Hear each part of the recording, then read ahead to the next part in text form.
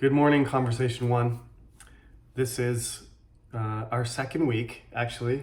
We had a holiday last Monday, but as I tried to explain in the introductory video, I'm going to try and keep all of the conversation classes synced. So there are 2 classes on Monday and 1 on Tuesday. So if you're in the Monday class, I would like you to watch the first video from last week and today's video as well. Now, the sun is actually peeking through the blind and hitting me in the side of the face. I didn't realize this was going to be an issue, but if there's some light dancing on my shirt, I'll try not to get distracted, and you as well try just to follow what I'm saying, not the conditions of the studio. So today we're going to talk about jobs. A few things to mention about the assignment for next week. Some students have emailed me asking various questions. We are doing recorded lectures. We're not going to do a Zoom lecture every week.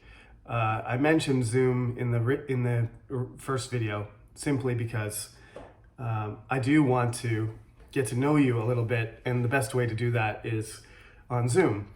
However, it's confusing, especially for freshmen, to go back and forth between recorded lectures and Zoom. So I will give you notice. We're not going to do the Zoom lecture yet, probably in 2 weeks, the 4th week of class. For Monday, as I said, pretend that the holiday didn't happen. And the 4th week of class on Monday, we will have a Zoom lecture, and I will put the Zoom information on the Cyber Campus for you to access. So don't worry about attending Monday morning today or next week. I got a couple emails. Also, please, when you send an email, it's important that you identify yourself. I really don't know.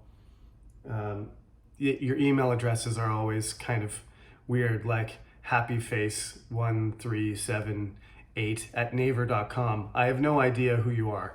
So you need to start the email like a real letter and write my name, Professor Sullivan, and then write down what you want to ask, and then sign off at the bottom of the email with your name and your student number.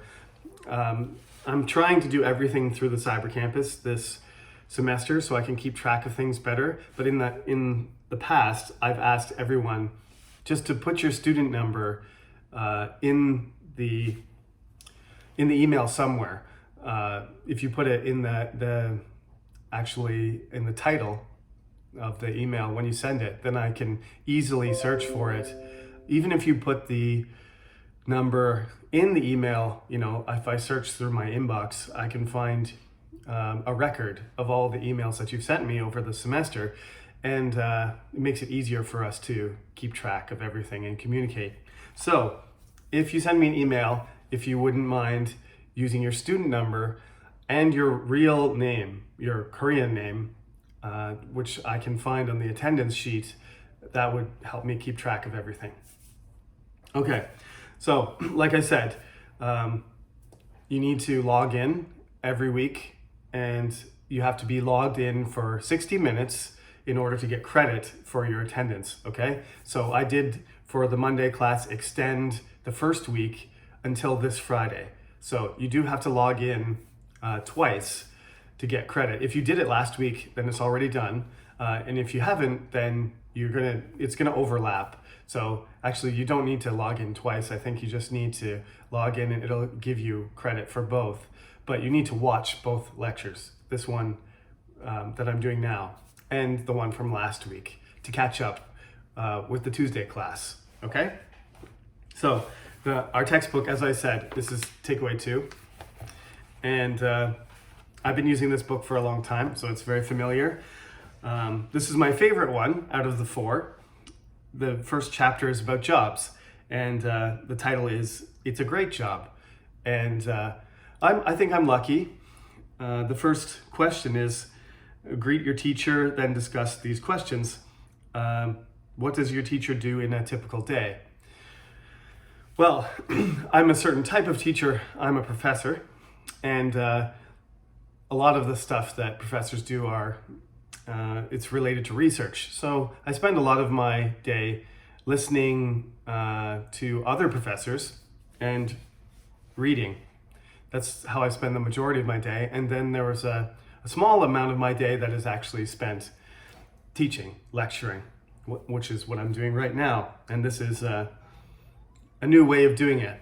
Obviously, I didn't record any lectures until last year when the coronavirus forced us to do that. So now I spend some of my day uploading, editing, managing the Cyber Campus. It's different than it used to be. And quite frankly, I prefer teaching in person. Although it sounds to me, I've heard from other professors and from the response from students that some students prefer the online education format, and they're not that interested in coming to campus. That's surprising to me because, I went to university as well, just like you. I was a student on the other side of the desk, and the best thing about university for me was the social aspect of it. I did enjoy the classes as I got older, but most of you are freshmen. My first year in Canada, we don't actually usually say freshmen, we just say first year, or we call them frosh sometimes. If you go to Canada, you probably won't hear people saying freshmen very often. We don't say that in high school either. It's kind of an American thing. But anyway, since I've come to Korea, I've started calling first year students freshmen. You freshmen might not be super keen about studying. Some of you are well-disciplined, responsible students. I have to admit I was not. And the thing that I enjoyed the most was meeting all kinds of different people from all over the country and international students as well. And once I saw what everybody else was doing and their backgrounds and what they knew about life, I added it to my own experience. And when I became a junior and a senior in my third and fourth year, I studied. I would have been okay with the online format, I think, but I certainly wanted to meet people as many people as possible and to socialize when I was in my first year. So that's the way a professor's day usually goes. Now it's pretty lonely around here. There are quite a few cars in the parking lot, but there's certainly not very many students around. So yeah, lucky for me, if there's any noise coming from the hallway, it'll probably be construction or something like that. In the past, the hallway has been noisy every hour when people change classes, but not these days. So that's what it's like to be a teacher. And you do have to have a certain attitude to enjoy teaching, I think. You have to be resilient because some students don't like your classes and they say that. And you have to be energetic because if you don't put energy into your classes, then your classes are flat and nobody enjoys them. So it's not just about training and being knowledgeable, but there's a certain attitude you need to be a good teacher, I think. And hopefully, I enjoy my job. I think my job is great, and that's probably the reason why I like it, is because I've found that it matches my personality somewhat. Everybody has their good days and their bad days. Some classes go very well and some don't, but overall, I'm thankful that I have a good job. Most of you probably came to university thinking about what kind of job you would like to have. I usually ask the class, who knows what they want to do after university, and there's a mixture of responses. There's various responses. My answer would have been, I have no idea. I went to university and studied English as sort of the default. There are students like me, and you might be one of them, that maybe English was the subject you were good at and maybe that's a subject that you liked, or maybe somebody recommended studying English to you.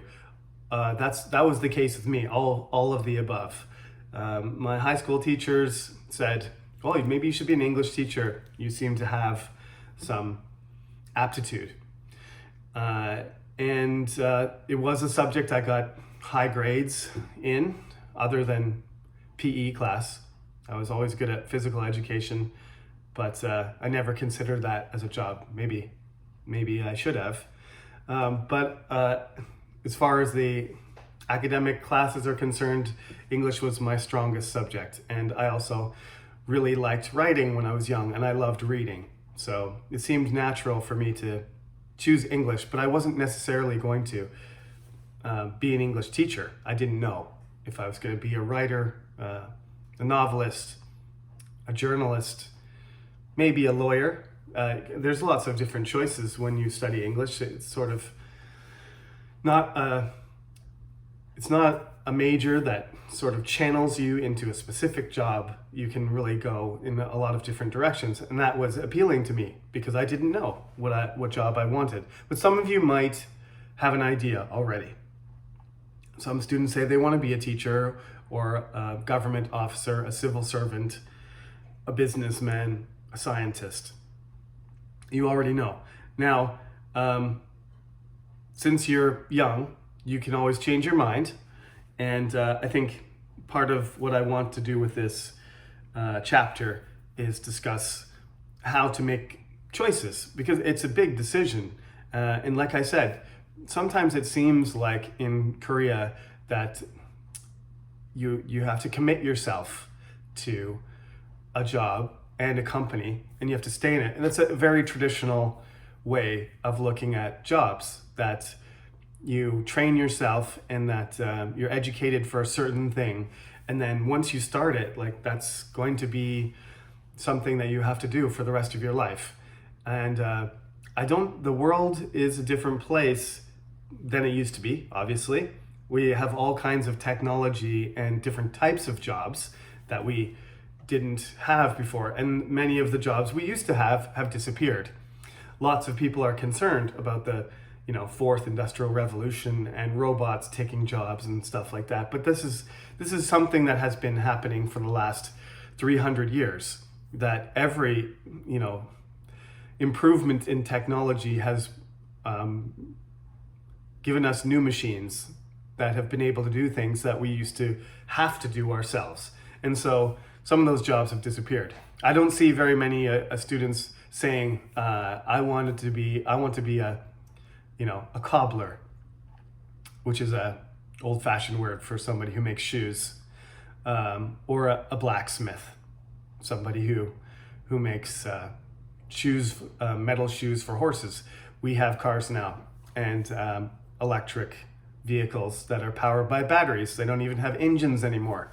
So everything has changed, which means like the environment of work has changed too. And you have to, the difference between your parents and you, or your grandparents and you, and what choices you have to make is huge. So that is, I think, one of the jobs of the university now, is to try and keep up with this constantly shifting job market. And it didn't used to be like that. Traditionally, again, universities hundreds of years ago were places where wealthy people, often associated with the church or with upper class life, were sent to university in order to study philosophy and theology, and then prepare themselves for a life, as a gentleman or a lady. That's sort of what the university originally was for. It was just pure study. It was just to widen your perspective and for you to accumulate knowledge and to be able to have some tools for interaction with other rich people. That's what the university was. It's not like that anymore. People come to university looking for specific skills in order to find a job. At least that's the way it operates in Korea, is that you hope that the degree will give you an opportunity to get a better job at the other end. So, enjoy your first year. I certainly did. Party and have fun carefully, because there is the coronavirus around, but enjoy yourself. But you do have to consider, what you're getting out of each course, including this one. And if you don't take it seriously and you're not productive, then you're going to have a piece of paper and no skills at the end of the day. At the end of 4 years, you're going to look back and regret that you didn't study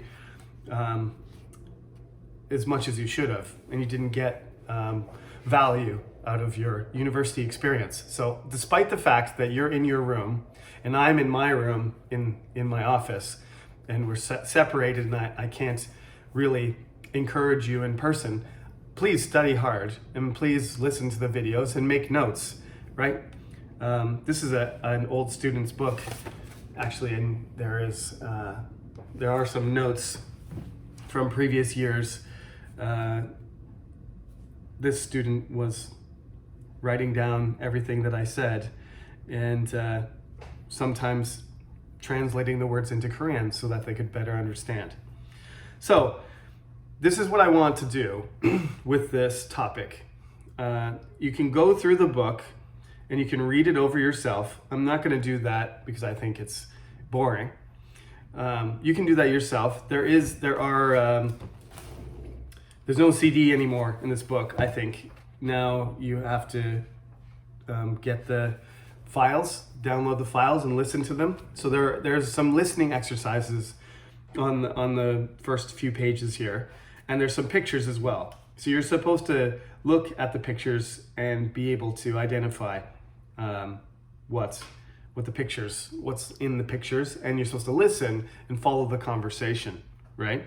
So there's a list of jobs here: astronaut, scientist, nurse, server, financial analyst, graphic designer, and taxi driver, and police officer.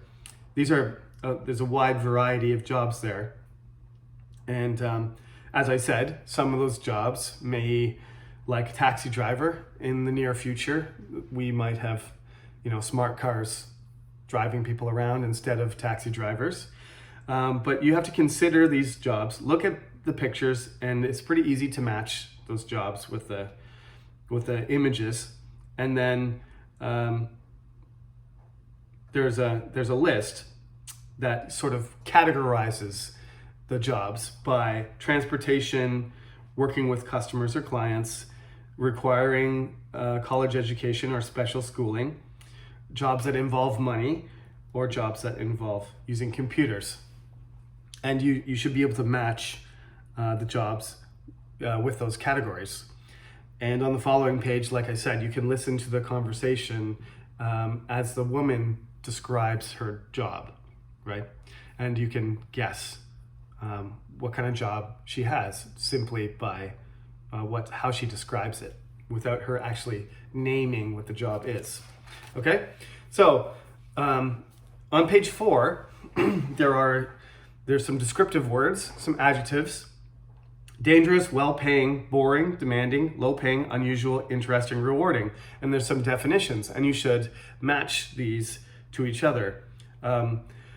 Next week, I'll go over the answers to these questions, because I would normally do that in class, but I'm going to ask you to do them. This is not formal homework though, because we're trying to prepare for an interview situation. So what I want you to do actually is describe a job for me. Okay, so this is what your homework is going to be for the following week. We're actually 2 weeks ahead here. Okay, so next week, because of the holiday, I'm giving the Monday class again a week to catch up. So next week, you should submit half a page, a self-introduction, right? Tell me about yourself. This is not a formal introduction.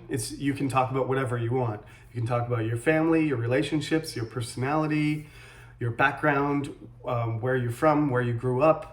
You can choose what you want to tell me. It doesn't matter, as long as you write half a page in English. that's what I want. The way that you submit it is through the Cyber Campus. It was not active last week because I was just giving everybody a chance to settle in, change schedules, and decide what they were going to do with their classes this semester. But now, you should be able to, starting today, you should be able to log in and submit your file, right? I requested, it's much easier for me to use Office, to use Word. So I asked you for a doc file or a PDF. I know Koreans like to use Hangul, but there's a disadvantage there because it doesn't have the same tools for spelling and formatting and grammar that Word does. So I'm assuming all of you have Office on your computer.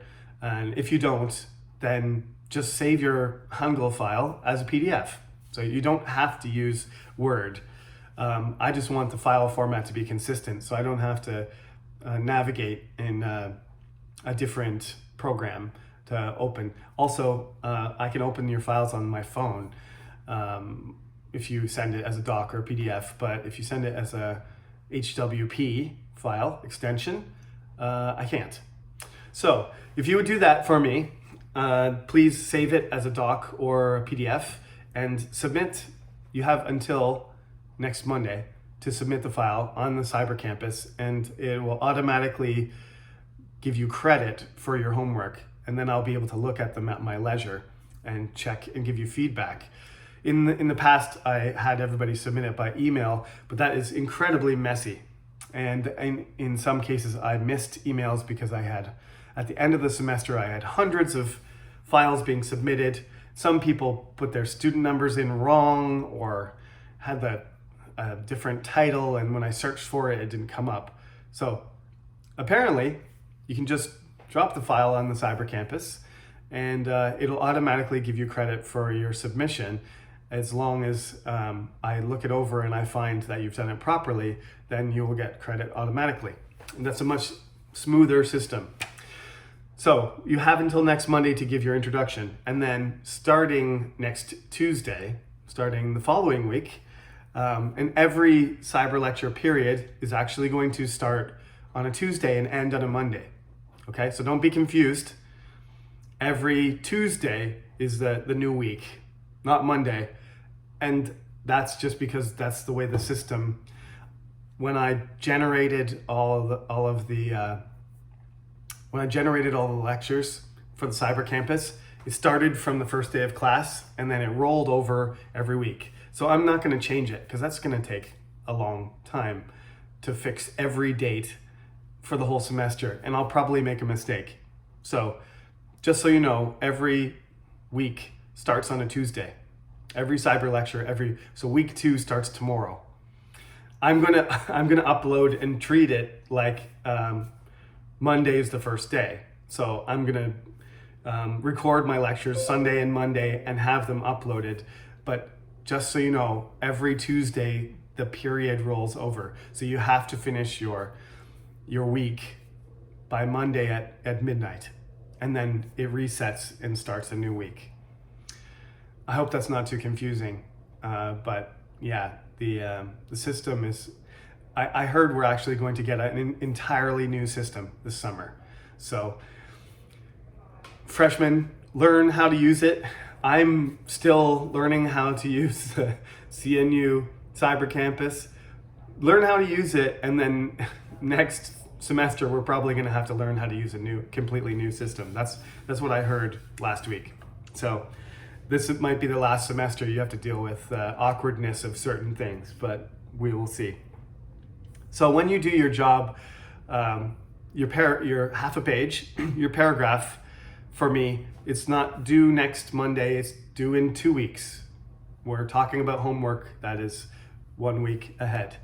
And what I want you to do is describe a job, your choice. It can be your dream job, it can be a job that you're seriously considering, or it can just be a job that your parents, one of your parents has this job, or a relative, or or a job that you saw in a documentary. It doesn't matter. You choose the job that you want to explain to me, and then I want you to tell me the advantages and disadvantages of the job. Just like, I sort of didn't emphasize the advantages and disadvantages of the job per se. At the beginning of this class, I just told you about what I did during my day, and I told you the things that I liked and the things that, were important to me in deciding whether I like my job or not. So I want you to consider, when you write this half a page for me, remember, we're doing this homework in order to prepare for a test. So it's an interview, right? Our midterm, I'm going to ask you this question and you have to say it to me. So try to write the way that you would speak. Try not to write super formal, long sentence, composition style writing. Actually, I want you to pretend when you write that you're going to say this, right? Think about that when you're writing. Try and maybe say it out loud as you're writing, or read it and see how it sounds. If it sounds too much like formal writing, then it's not going to be easy to say. It's going to sound like it's memorized or that it's a speech, but it's not supposed to be. This is supposed to be a flexible answer, right? So basically you just put down all your ideas in the half page and do your best to, pay attention to grammar and spelling and punctuation. And but what I'm really interested in is the fluency level that you show in your answer. Just like I would judge you in an interview. It's not an English test about how good your English is, but it is sort of a judgment on how well you can present an idea. So the first question is the self-introduction, same thing.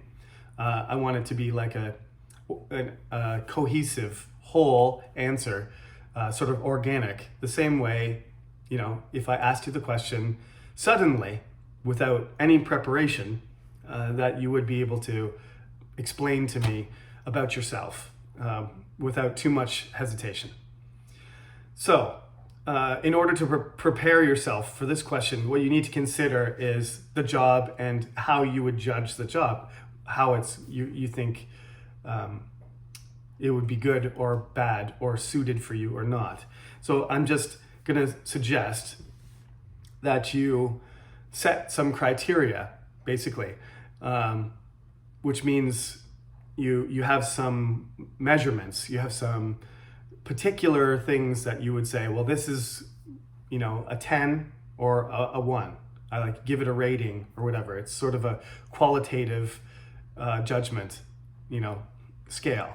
So, you're not going to say yes or no for any of these questions, because that's not how you would judge it. It's going to be high or low, or really good or really bad, or so-so in between. So you're going to make a judgment call on each of these things. Usually when I say, well, what's the most important thing? Everybody answers money, right? So salary, how much you're being paid in the job, is probably the most important thing. Let's be honest, right? But in the long term, you may feel differently. But anyway, everybody wants certain things, and money opens those doors. If you want to have a house, or you want to get married, or you want to have a car, and you want to leave your parents' house and live on your own, you have to become financially independent, and the salary is the means for doing that. So a high salary would enable you to do all those things faster, and that's basically everybody's first choice. So consider the salary, the high salary or low, but I mean, my salary is not high. Professors don't get paid that much, especially adjunct professors like me. I'm actually a contracted lecturer. So I don't have the stability or the salary, which are the two most important things to Koreans usually. If you're from another country, it may be different. Your perspective might be different. But basically, the number one thing Koreans look for is how much money you're making, and number two, how long you can have that job. If it's going to be permanent, you're going to be able to work that job until you retire, which is why the government officer and teacher jobs tend to be some sort of public position, tend to be attractive to parents and students because of the salaries, medium level salary, and the stability is high. So you got salary and stability to consider, but then close after that, usually students say, well, I want to do something that I like, something that's satisfying. So a certain amount of satisfaction is important. If you hate your job and you make a lot of money, eventually, you're going to be an unhappy person in general, I think, but eventually you're probably going to want to quit. Some people make ridiculous salaries and suffer for a certain period, but then they get ahead enough that they can change their job or retire. That's an option too. But you have to explain these things. When you consider the job, you should think about these things. They're important. Salary, stability, satisfaction. We've got a lot of S words here, actually. You should consider the schedule, flexible hours, long hours, short hours, shift, work at night, work during the day, work on the weekend, work 9 to 5, something to consider too. Safety is something that students usually overlook because most jobs are supposed to be safe, but there is a certain amount of money to be made for dangerous jobs, what we call in some cases danger pay. You get more money for doing a job that is risky, of risking injury or in some cases death. Stress is a general measurement of how you feel at work, and I think that's all the S words: salary, stability, schedule, safety, and stress. Satisfaction. You should consider maybe the atmosphere, how it feels. My room could use some paintings and some decoration. It's pretty plain. It's not my favorite color or anything. I probably would feel better if I painted it. I don't even know if I'm allowed to do that. Probably not. But there's a reason that schoolrooms look like hospitals, because they're trying not to stimulate you. So you're supposed to pay attention to me. If I had a jungle wallpaper with bright colored parrots all over it, maybe some of you would be looking at the parrots instead of me. I don't know if I agree with that theory, but anyway, the inside of classrooms are normally very plain in order to keep you from being distracted.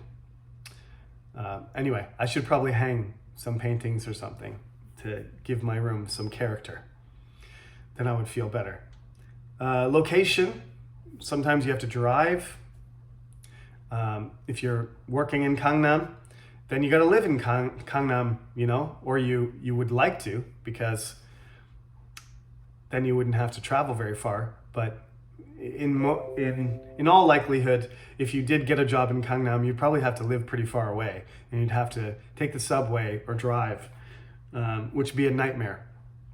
I took the Gyeongchul about a month ago because I had to go to the Canadian embassy. Gyeongchul, if I'm not mistaken, means hell train, and that's a Korean expression for the rush hour. So I arrived in Seoul at 8:15, and I thought to myself, well, this is just something I would never want to deal with every day. This is horrible. In addition, the coronavirus makes everything a little bit more stressful. So I was wearing my mask when I was packed into the subway with thousands of other people, and made me realize that I much preferred driving by myself to my empty office in Chungnam than jumping on a subway car full of people packed in there like sardines in a can. That was not a comfortable thing. So it can make a big difference, where you live and where you work, how far you have to go, and where what the conditions are there. Obviously, vacation time makes a big difference. One of the benefits of being a professor is that we do have a winter vacation and a summer vacation, which we use for work, but we don't have classes and we don't have the stress of grading and preparing for lectures or recording. This is actually kind of stressful thing, recording every week. It's not my favorite thing to do. And in the summer and winter, we don't have to deal with that. So we can kind of recover. Yeah, coworkers are important too. In my case, I don't really see my colleagues or coworkers very often, especially now. That can be a good thing or a bad thing. If you like hanging out with people, then it's pretty lonely. There's not very many people around campus these days. So, that can be a disadvantage or an advantage. Depends on your opinion, your attitude. So you got all these things to consider when you do your writing for next week, not next Monday, but the following week. I guess I should say 2 weeks from now. When you hand in your half a page about jobs, please consider these things. You're making a judgment call. You're talking about the advantages and disadvantages of a certain job. So salary, atmosphere, coworkers. I forgot to mention, there are benefits too that are not related to money. Sometimes you get to live in a dormitory, or you get a company car, or you get healthcare coverage or dental coverage, or they pay into your pension, stock options. There's all kinds of things that a company can offer you that aren't just on your paycheck every month. Stability, schedule, safety, location, satisfaction, vacation, and stress. These are just a few examples. I'll put this little list. It's a short list. There are other factors you could consider, and certainly you can. Normally in class we would generate this list together, but since we're not together, I just made it myself. So this is a list of about 10 factors you should consider when you're describing the job, and I'll put it on the Cyber Campus for you to access, so that if you have trouble remembering or you didn't write down exactly what I said during this lecture, that you can see it. Okay, so read over the chapter. There's an interesting description about astronauts. It's called Life in Space, and there's a description there about work, free time, food and eating, health and sleeping. That's how they break down being an astronaut. It wouldn't appeal to most of us. If you read it over, you'll see being an astronaut is a pretty ridiculous schedule. The demands are very high. So that's about it for today.